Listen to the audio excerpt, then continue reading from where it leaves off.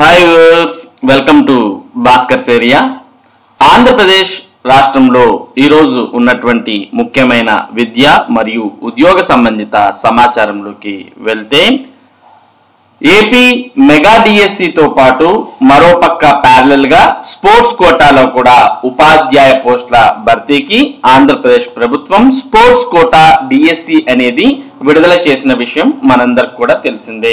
మరి ఈ sports quota డిఎస్సిలో ఉద్యోగాల భర్తీకి మరి ఎవరైతే స్పోర్ట్స్ లో ప్రావీణ్యం ఉన్నటువంటి అభ్యర్థులు ఉన్నారో వారి నుండి దరఖాస్తులు అనేవి మే నెలలో స్వీకరించడం జరిగింది.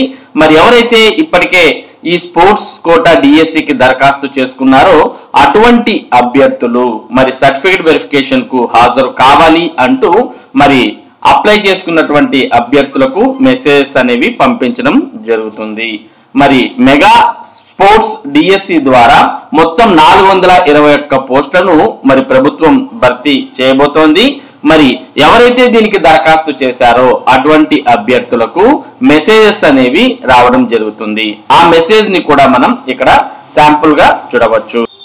మరి డిఎస్సి స్పోర్ట్స్ కోటాలో సర్టిఫికేట్స్ అప్లోడ్ చేయబడిన స్టూడెంట్స్ కి పై విధంగా అంటే ఇక్కడ ఉన్నటువంటి విధంగా మెసేజెస్ అనేవి వస్తూ ఉన్నాయి. మరి ఎవరైతే అభ్యర్థులు దరఖాస్తు చేశారో అటువంటి వారు మరి ఒకసారి మీ టెక్స్ట్ అంటే ఇన్బాక్స్ ను చెక్ చేసుకోండి. టెక్స్ట్ మెసేజ్ వచ్చి ఉంటుంది. స్పోర్ట్స్ కోటాలో అప్లై చేసుకున్న అభ్యర్థులకు రేపటి నుండి విజయవాడలో సర్టిఫికేట్ వెరిఫికేషన్ జరగనుంది. వారికి వ్యక్తిగతంగా ఇటువంటి మెసేజెస్ వచ్చాయి. ఈ సర్టిఫికేట్ వెరిఫికేషన్ కు 1:5 నిష్పత్తిలో అభ్యర్థులను పిలవడం జరిగింది. మరి మెసేజ్ ఒకసారి గమనించినట్లయితే, dear candidate, physical certificate verification in the ratio 1:5 will be held on August 2nd Saturday and August 3rd Sunday from 10 to 5 p.m. In IGMC stadium Vijayawada. అంటే ఐజీఎంసీ స్టేడియం విజయవాడలో శనివారం ఆదివారం అంటే ఆగస్టు 2, 3వ తేదీల్లో ఉదయం 10 నుంచి సాయంత్రం 5 గంటల వరకు సర్టిఫికేట్ వెరిఫికేషన్ అది కూడా ఫిజికల్ గా జరగబోతోంది. మరి ఈ సర్టిఫికేట్ వెరిఫికేషన్ కు 1:5 అంటే ఒక్కో పోస్ట్ కు 5 మందిని పిలవడం జరిగింది. ఇక ఎవరైతే ఇటువంటి మెసేజ్ ను రిసీవ్ చేసుకున్నారో అటువంటి అభ్యర్థి ఖచ్చితంగా మరి సర్టిఫికేట్ వెరిఫికేషన్ కు హాజరు కావాలి. దాంతో పాటు ఒరిజినల్ సర్టిఫికేట్స్ అన్ని కూడా తీసుకువెళ్ళాలి. ఒరిజినల్ ఎడ్యుకేషనల్ సర్టిఫికేట్స్, అలాగే స్పోర్ట్స్ కు సంబంధించినటువంటి సర్టిఫికేట్స్, అలాగే ఏపీ టెట్ లేదా సిటెట్ కు సంబంధించిన సర్టిఫికేట్స్ ఒకవేళ ఉంటే వాటితో పాటు మరి స్పోర్ట్స్ కోటాలో మరి ఈ ఉద్యోగాలు భర్తీ చేస్తున్నారు కాబట్టి sports achievement documents, paper clippings మరి ఈ స్పోర్ట్స్ అచీవ్మెంట్ కు సంబంధించి ఏమైనా పేపర్ క్లిప్పింగ్స్ వచ్చి ఉంటే అవి మరి ఏవైతే దీనికి రిలవెంట్ గా ఉన్నటువంటి డాక్యుమెంట్స్ ఉంటాయో ఆ డాక్యుమెంట్స్ అన్నిటిని కూడా మరి తీసుకొని రండి అంటూ ఇందులో పేర్కొనడం జరిగింది. కాబట్టి స్పోర్ట్స్ కోటా డిఎస్సికి దరఖాస్తు చేసి మెసేజ్ అందుకున్నటువంటి అభ్యర్థులంతా సర్టిఫికేట్ వెరిఫికేషన్ కు రేపు మర్నాడు హాజరు కావచ్చు. మరి మెగా డిఎస్సితో పాటు ఆంధ్రప్రదేశ్ ప్రభుత్వం స్పోర్ట్స్ కోటాలో కూడా మరి ఉద్యోగాలు భర్తీ చేయబోతోంది. మొత్తం ఈ ప్రక్రియనంతా కూడా త్వరితగతిన పూర్తి చేయాలి అని ప్రభుత్వం భావిస్తోంది. ఇది మరి స్పోర్ట్స్ కోటా డిఎస్సికి సంబంధించినటువంటి సమాచారం. ఇక ఏపీపీఎస్సికి సంబంధించి ఇక మీదట ఒక ఏపీపీఎస్సి ఉద్యోగాల్లో చాలా వాటికి ఒకే పరీక్షా విధానం, కీలక మార్పులు. ఏపీపీఎస్సికి దరఖాస్తులు మరి ఒక పోస్టుకు 200 కంటే ఎక్కువగా దరఖాస్తులు వచ్చినప్పుడే ప్రిలిమ్స్ నిర్వహించాలి అంటూ మరి ఏపీపీఎస్సి మార్పులు చేయడాన్ని మనం గత వీడియోలో చెప్పాం. ఇక్కడ కూడా మనం చూస్తూ ఉన్నాం. ప్రభుత్వ ఉద్యోగాల భర్తీలో ఏపీపీఎస్సి నిర్వహించే పరీక్షల విధానంలో కీలక మార్పు చోటు చేసుకుంది. ఇకపై ఉద్యోగాల భర్తీ నోటిఫికేషన్ లో పేర్కొన్న పోస్టుల సంఖ్యకు అనుగుణంగా 200 రెట్లు దాటి దరఖాస్తులు వస్తే ప్రిలిమ్స్ నిర్వహిస్తారు.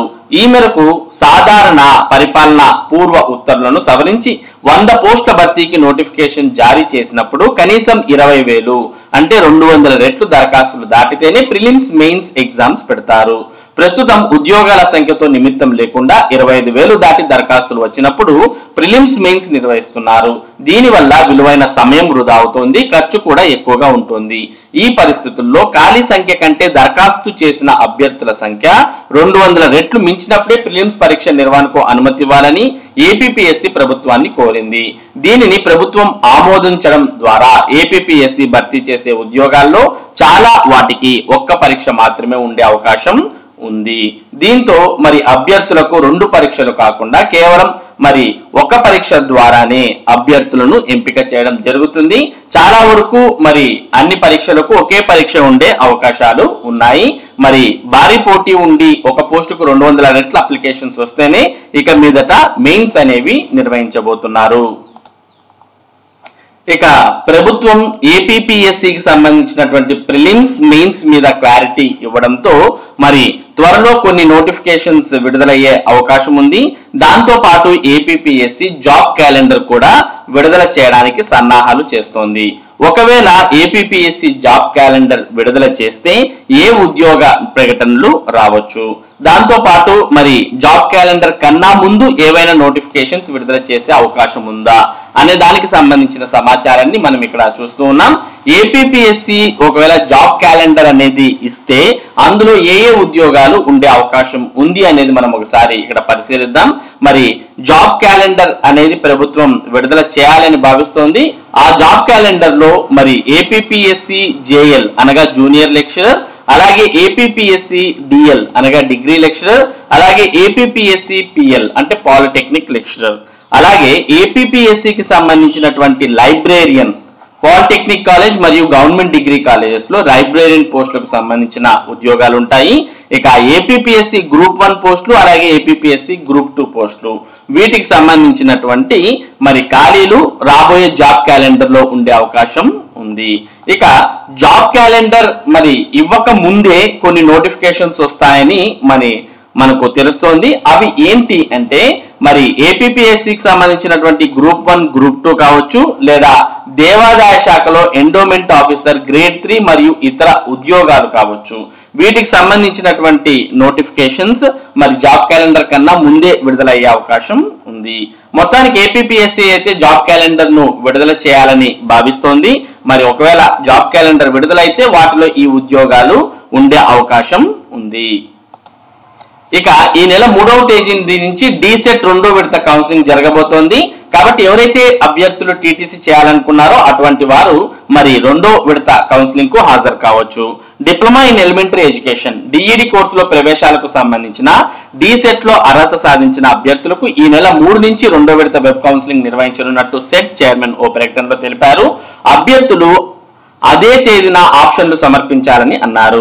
5 సీట్లు కేటాయించనున్నట్లు పేర్కొన్నారు. అనంతరం ఈ నెల 6 నుంచి 10వ తేదీ వరకు ప్రభుత్వ డైట్ కాలేజీల్లో సర్టిఫికెట్ల పరిశీలన ఉంటుందని అన్నారు. ఇంటర్ ప్రవేశాలకు కూడా గడువు పొడిగించడం జరిగింది.